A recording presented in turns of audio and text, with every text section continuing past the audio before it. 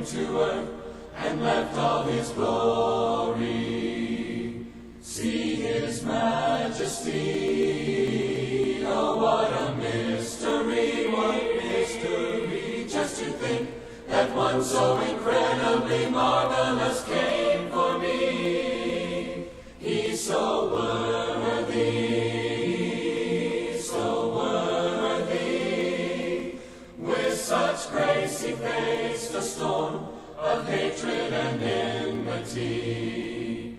See his majesty, oh what a mystery, just to think that one so incredibly marvelous died for me. So worthy, Jesus is so worthy, for his name alone can move the mountains and calm the sea. So worthy, Jesus is so worthy, I will give him all I have, it's the least that I can do. I will worship him because he is so worthy. Worthy, so worthy, is the Son who lives again. What glorious victory! See his majesty, oh what a mystery, just to think that one so incredibly marvelous waits for me. So worthy, Jesus is so worthy, for his name alone can move the mountains and calm the sea. So worthy, Jesus is so worthy, I will give him all I have, it's the least that I can do. I will worship him because he is so worthy. I will worship him because he is so worthy.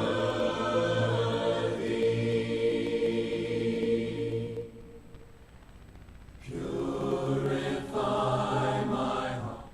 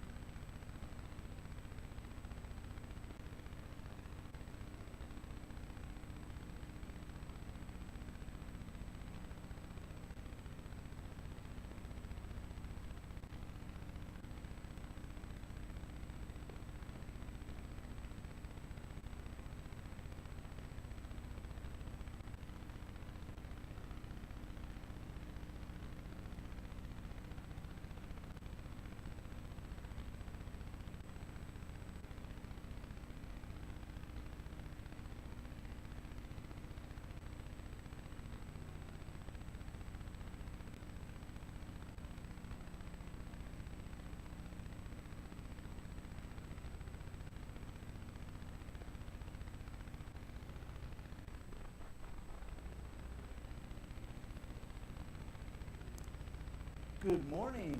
We are in Mark chapter 7. A little more than halfway through it. But the element of review is a good thing, especially if we're meeting on a weekly basis.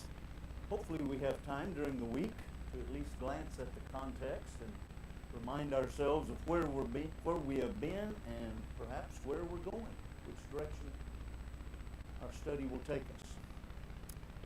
Among others that are to be remembered in our prayer list And I apologize to Deetra.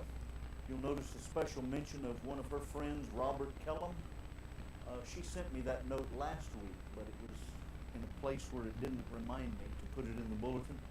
So I remembered it this week, but Robert had a heart attack and was admitted to hospital in Waco at that time of the note, waiting for scheduled triple bypass. So hopefully that's happened already, if that's what he needed, and that he's in the recovery mode now. So I'm not sure how fresh that news is, but be sure and check with Deetra, and remember Robert as one of her friends in our prayers. Really, small world, isn't it? Your neighbor and Deetra's friend. Did you live down close to Deetra?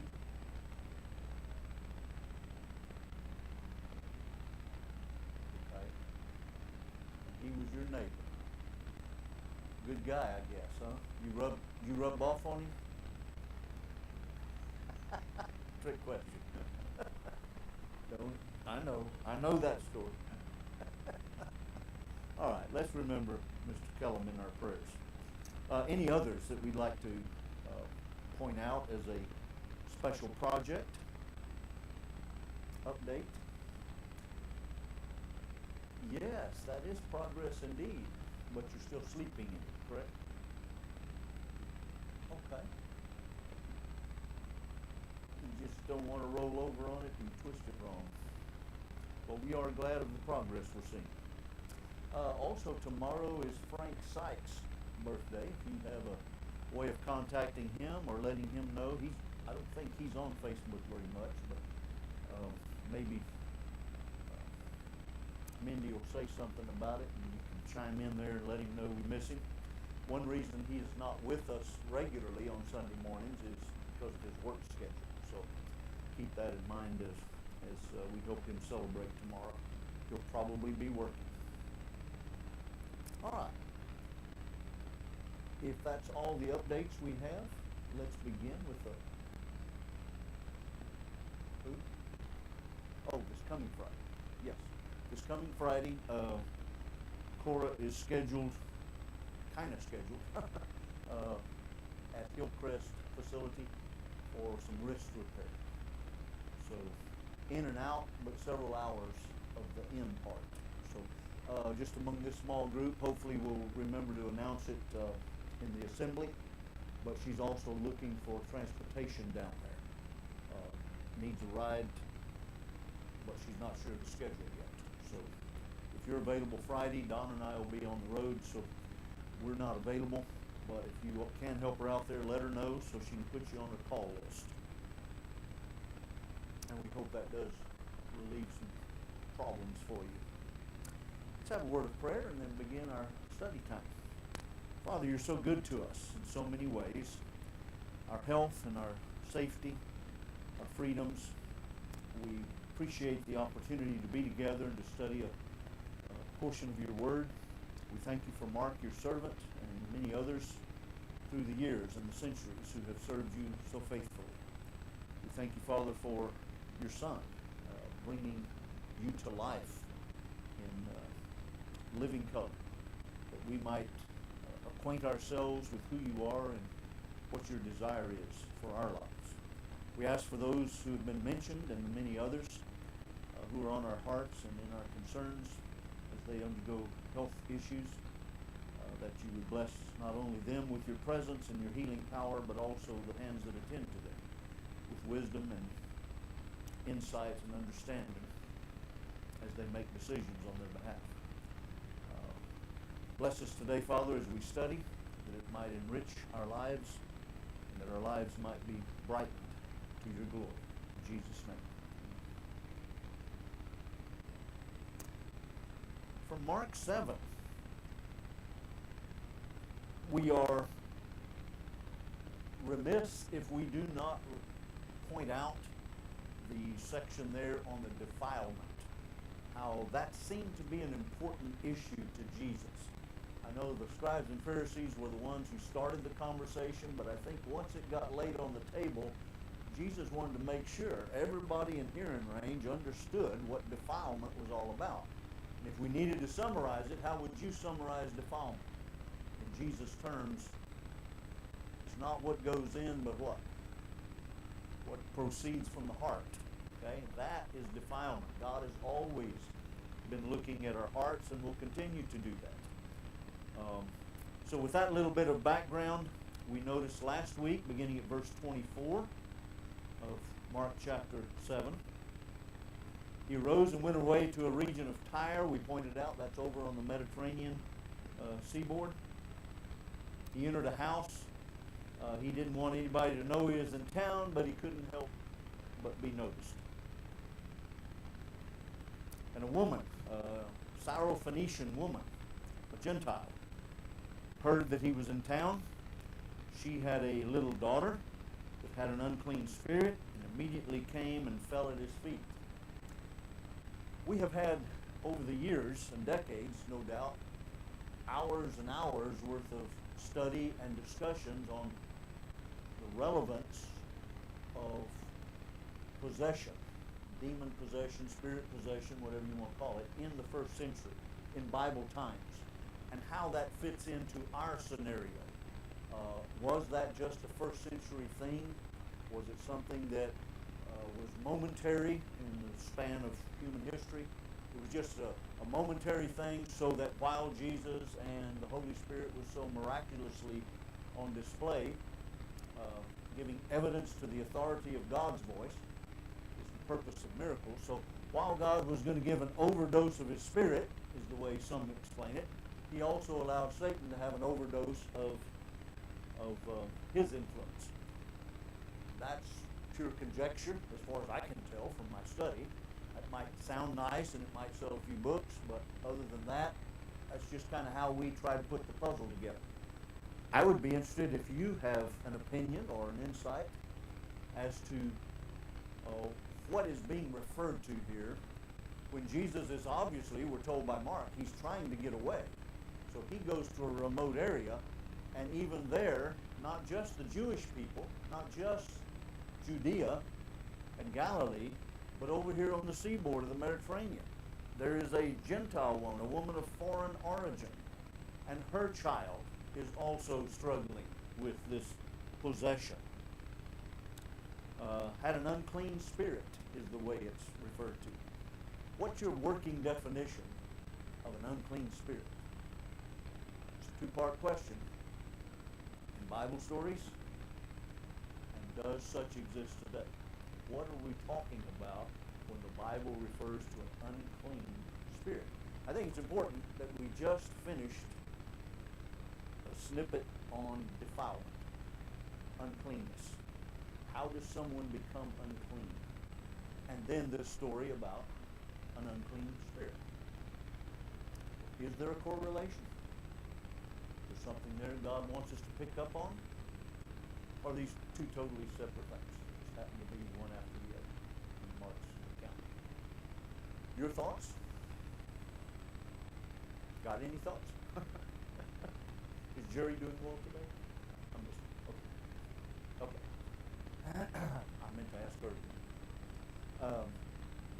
But the idea of an unclean spirit could be, again, conjecture on my part, but it could be simply the identification of illness.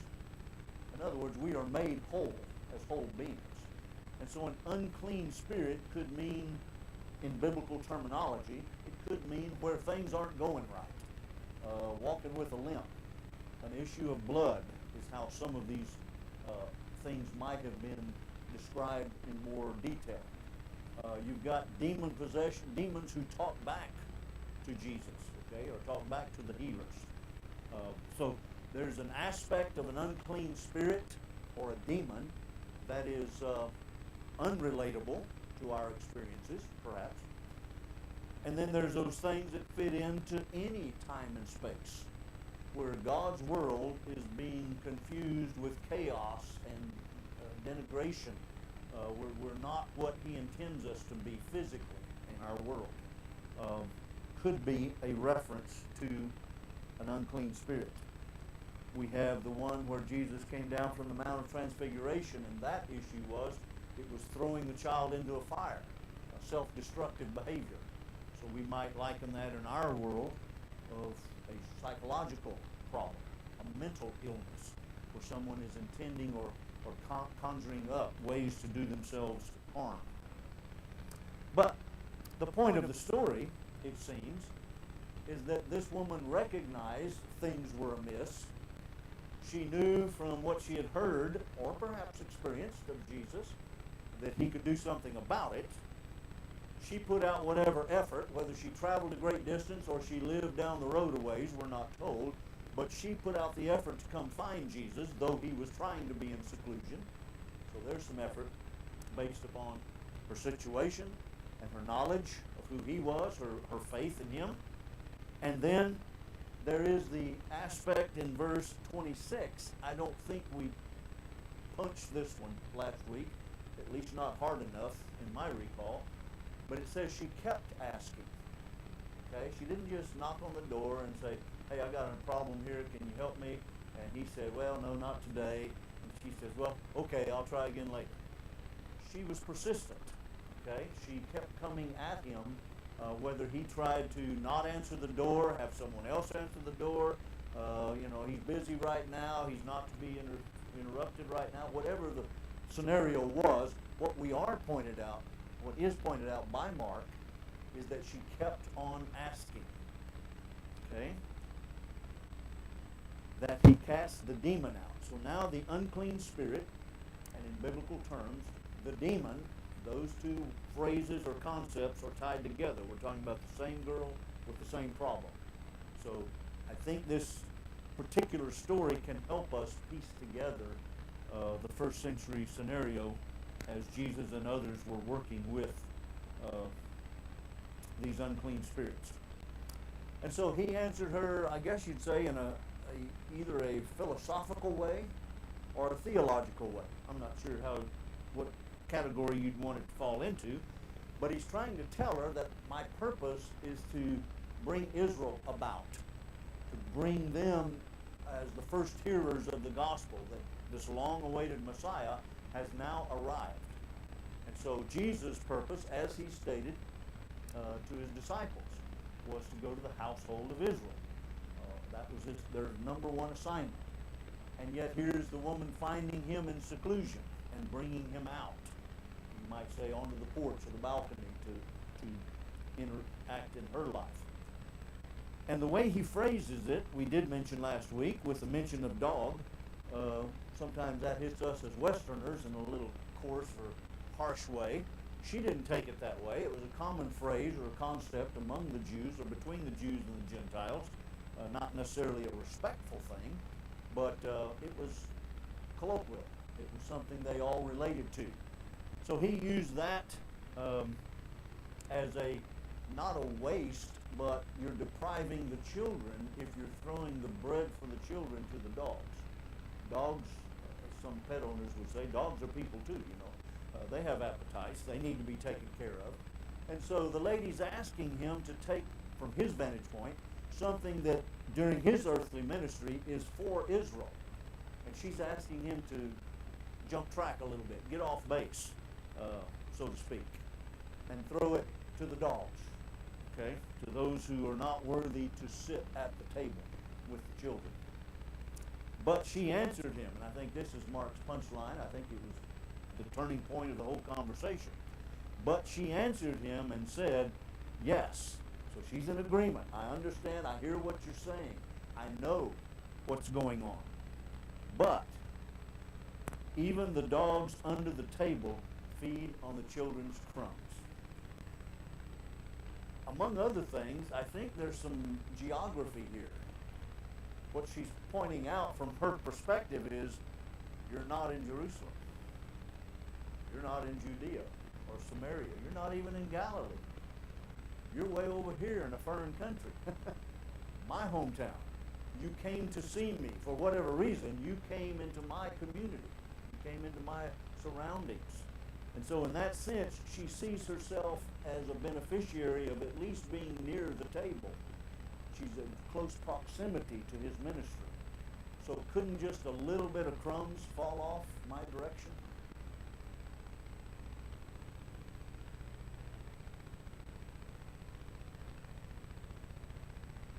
Mhm.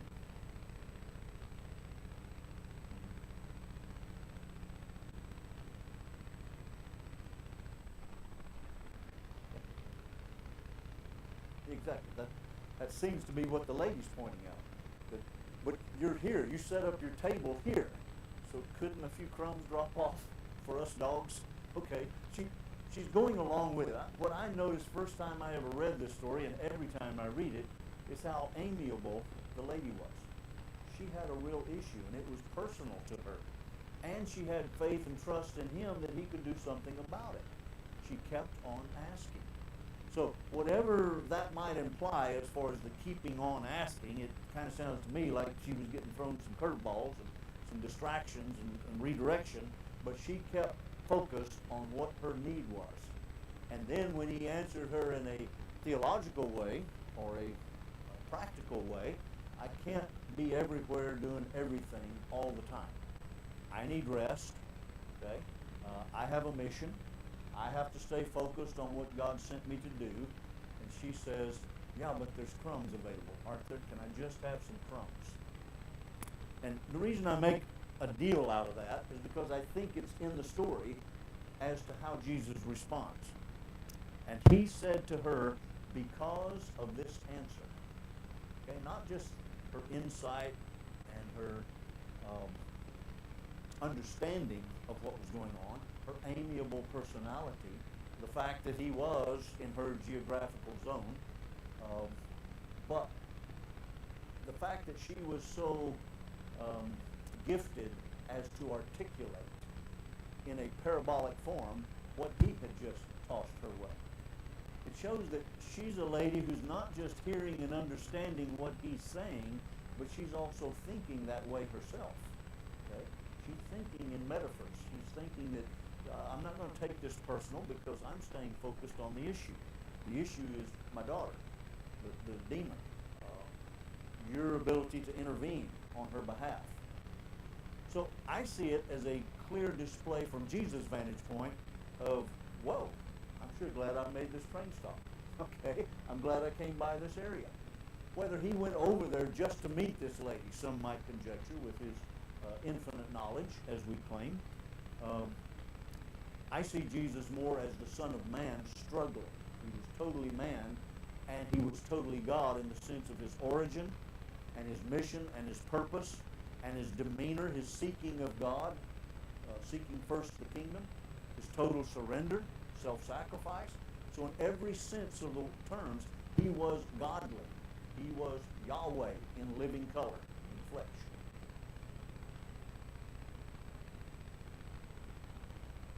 Yeah, he's God.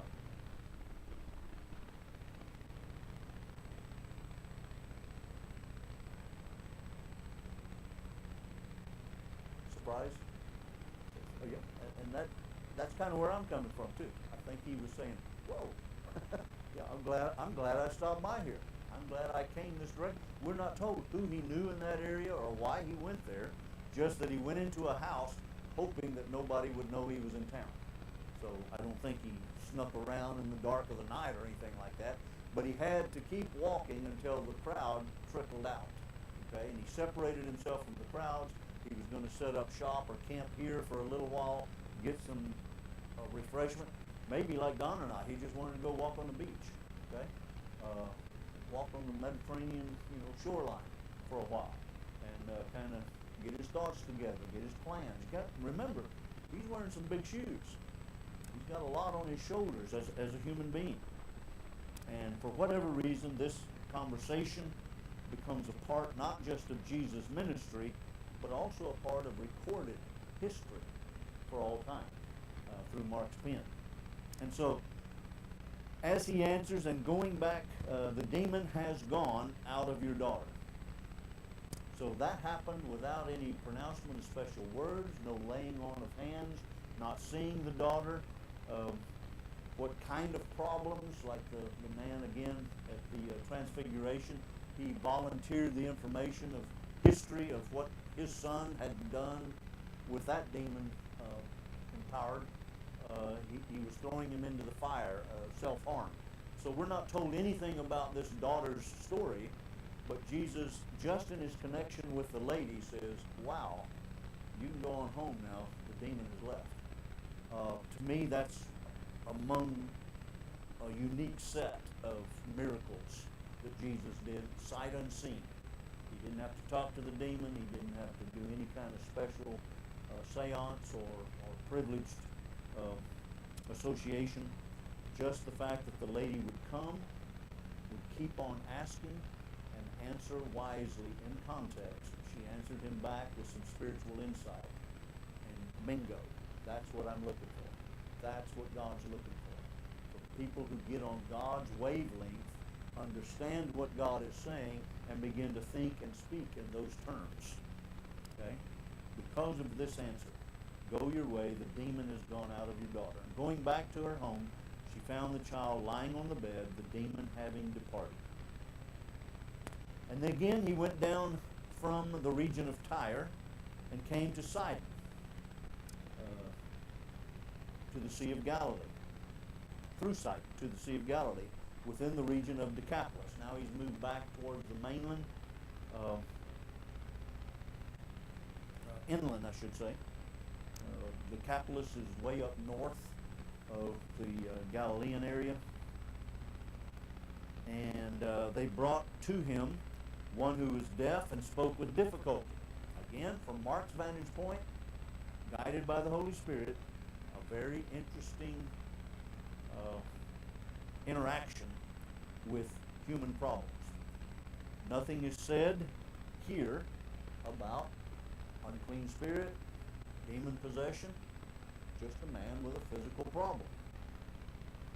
They entreated him. He was deaf and spoke with difficulty. And they entreated him to lay his hands upon him. And Jesus took the man aside from the multitude by himself, put his fingers into the man's ears, and after spitting, he touched his tongue, translators inserted, with the saliva. Other occasions, he made mud, you remember, and put it on the man's eyes. He spit on the ground, made mud, put the mud on the guy's eyes. Again, no demons are involved here. This is just a physical tragedy or crisis.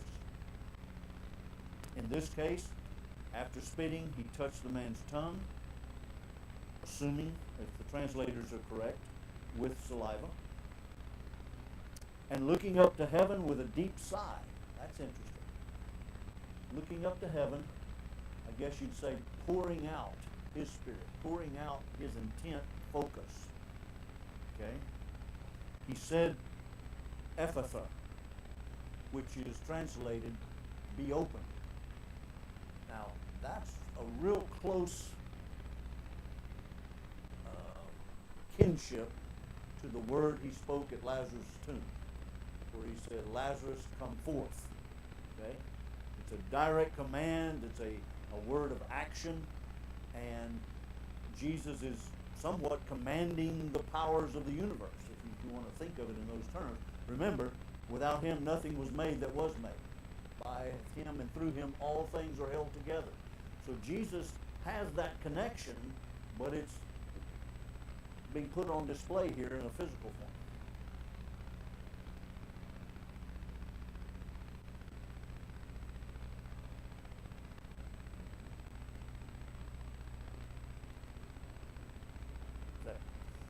And the people were asking for that. They were asking, lay your hands on it, do something physical. And he didn't do it for the crowd. He took the man aside. Okay? I remember on that same episode that I've already referred to twice, coming down from the Mount of Transfiguration, the disciples who had already been out on the limited commission and were beginning to be renowned for their ability to command spirits, they couldn't help the man at the bottom of the hill. Peter, James, and John were up on the mount with him.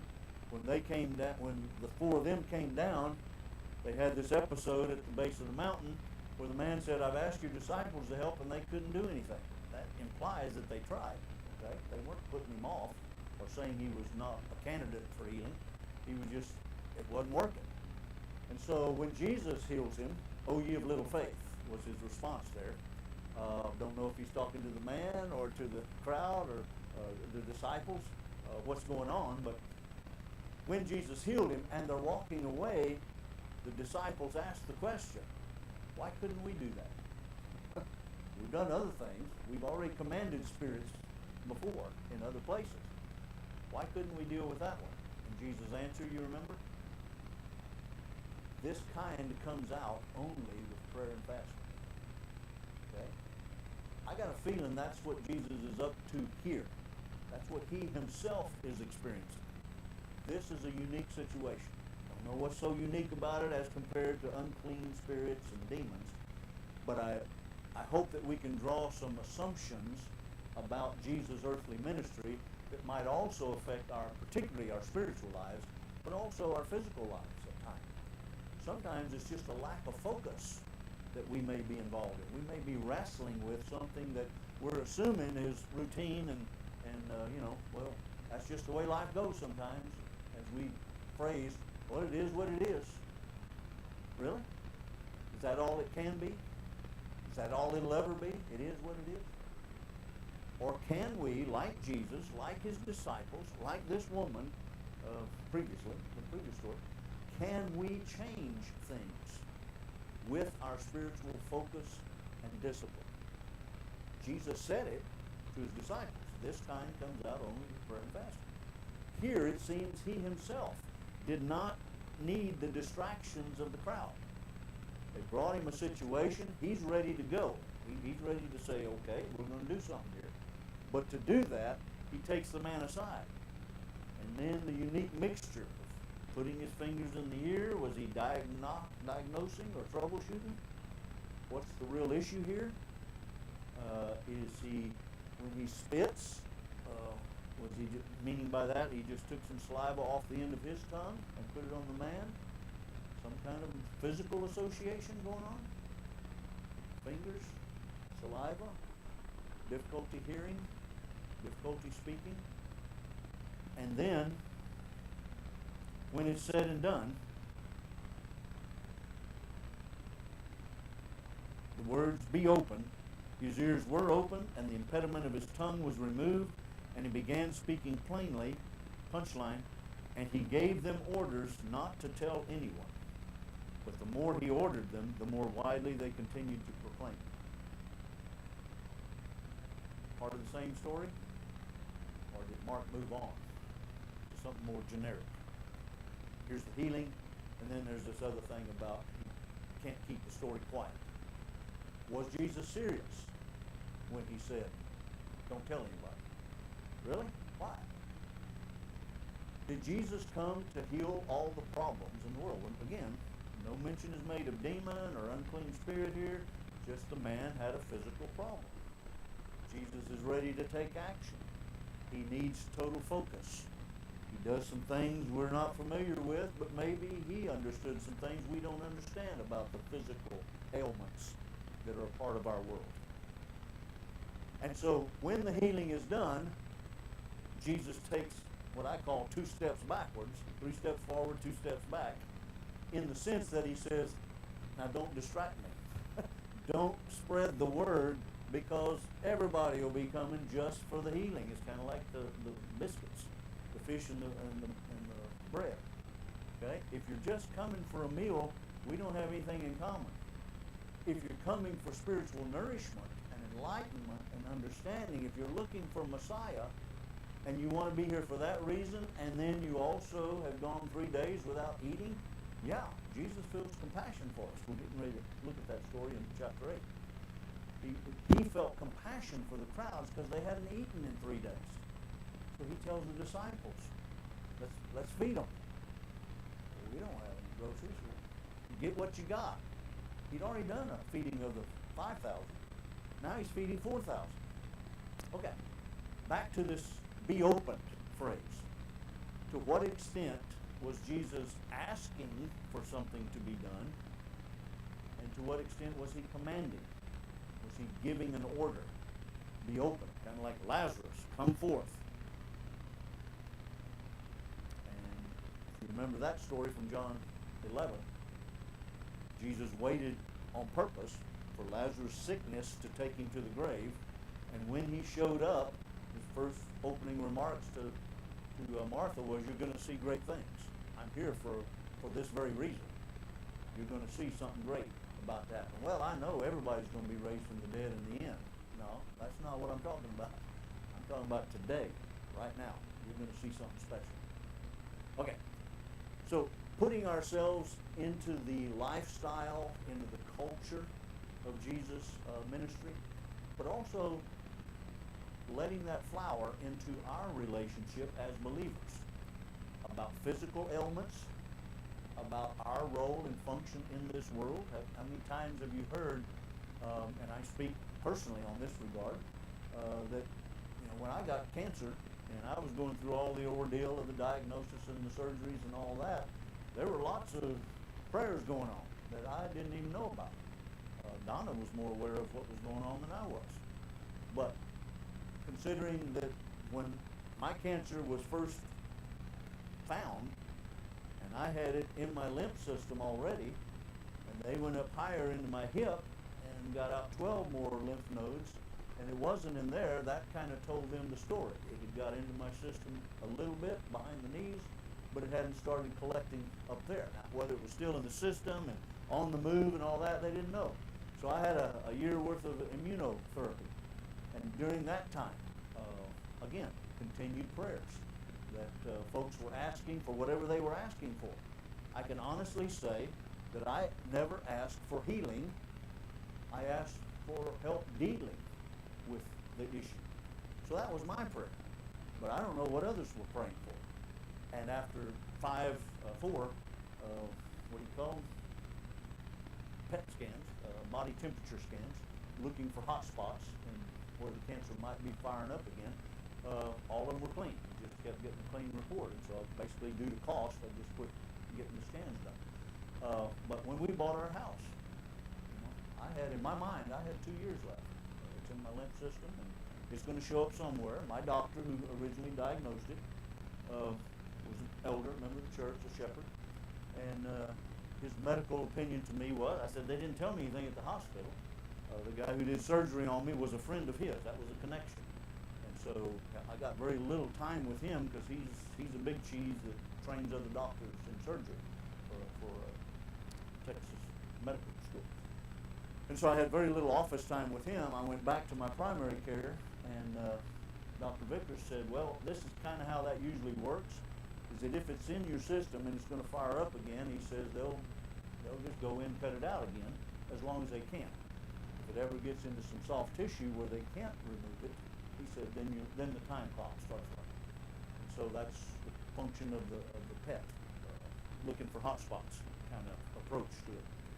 I'm using myself or that incident as an example of while I might have had my perspective of what's going on. When we bought our house, I had 2 years to sit on the porch, and after I was out of the way, Donna would probably move back to town.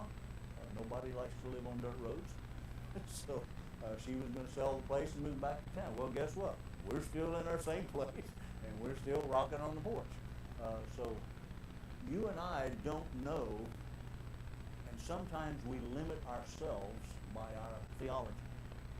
We don't give God enough credit for moving and acting in our lives as He sees fit.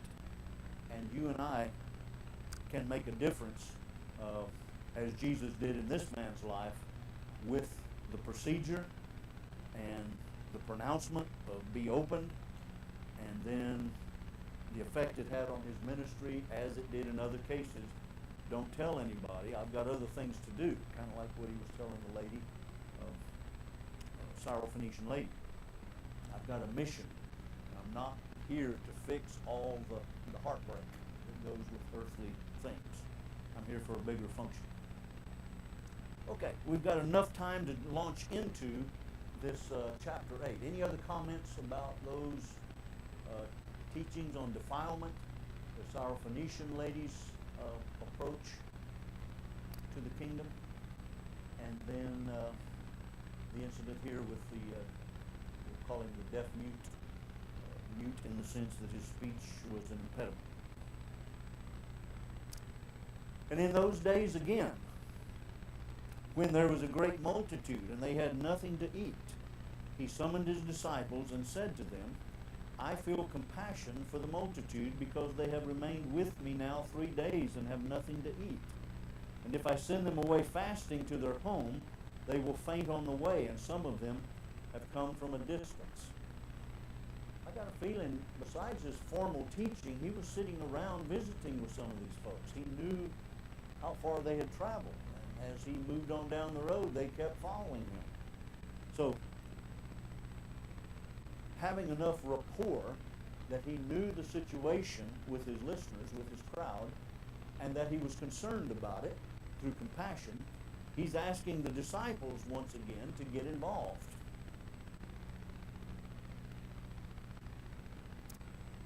His disciples' answer was, where will anyone be able to find enough to satisfy these men with bread here in the wilderness? Again, not too far, I think 1 page back in my Bible. He just did this with 5 loaves and 2 fish.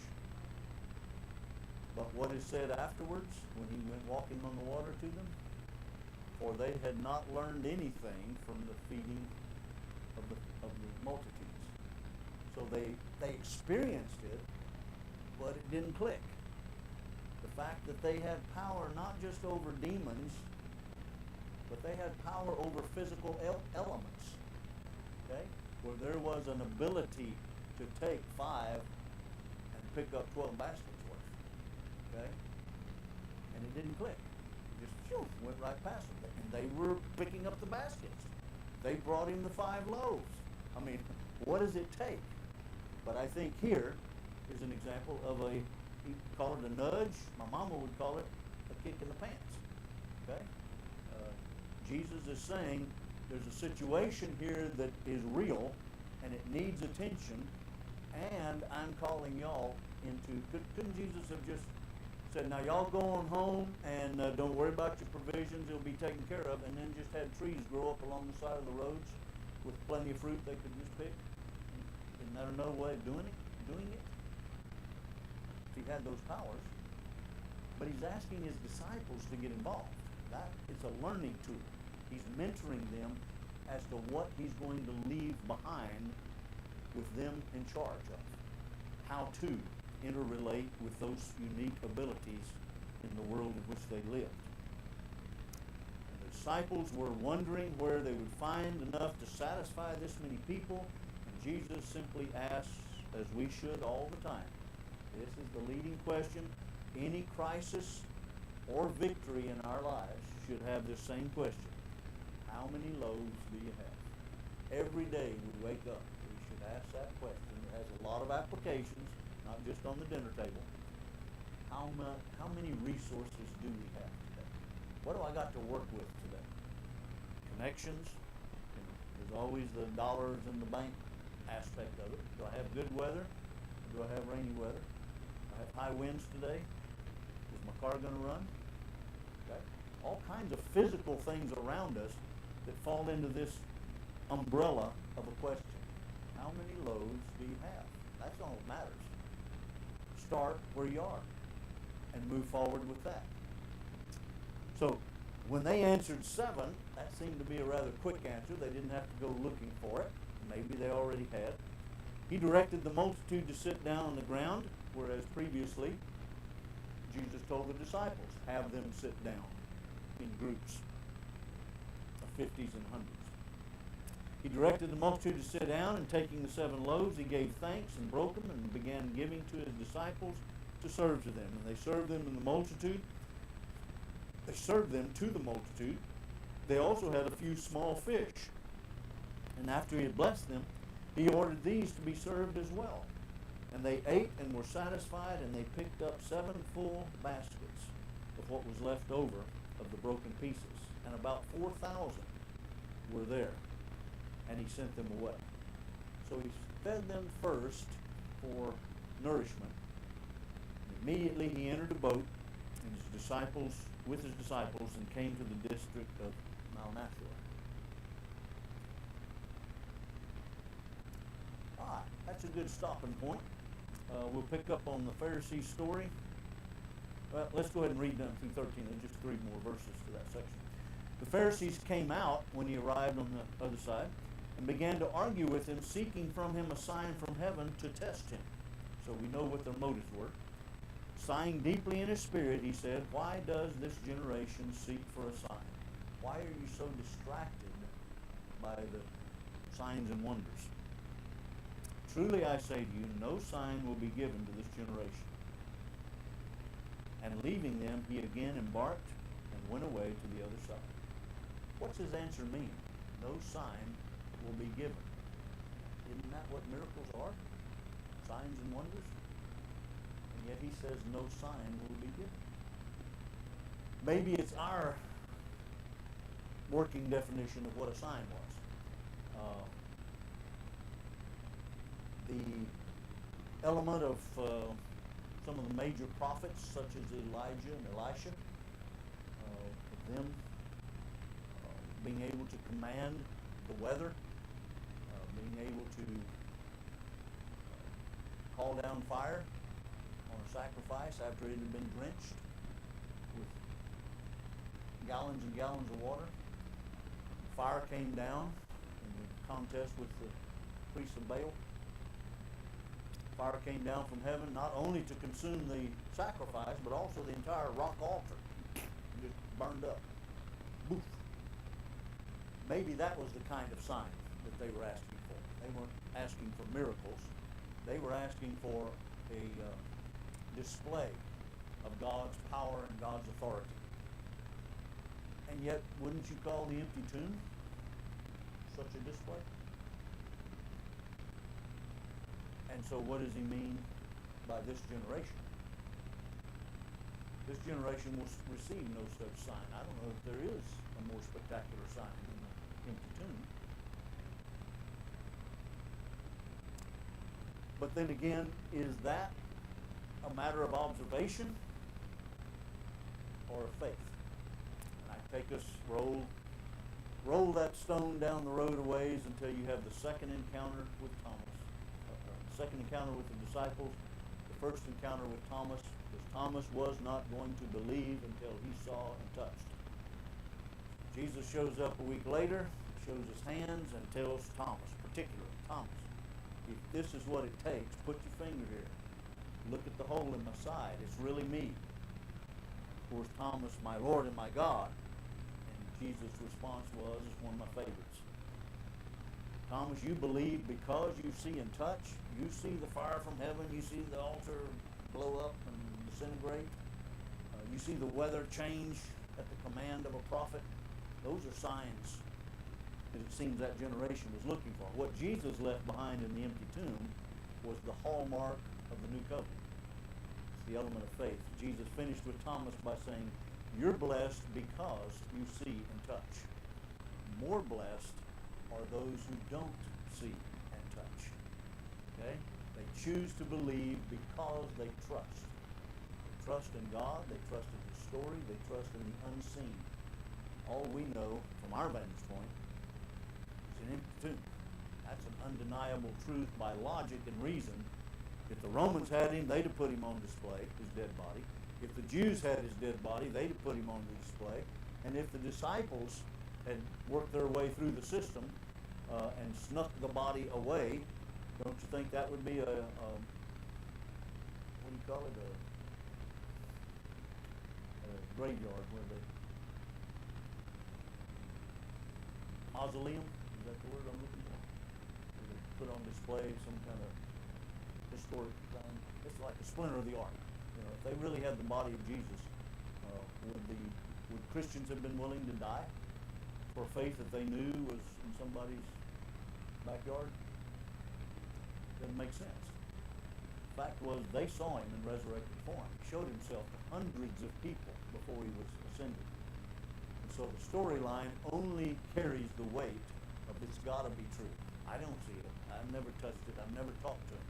But I believe it. More blessed are those who believe, not see, and not touch it. Okay? So it's by faith we are saved, through the grace of God, not of works, lest any man should boast. So we'll pick up at verse 14 next week. Thank you for your presence and participation. Let's have another good day.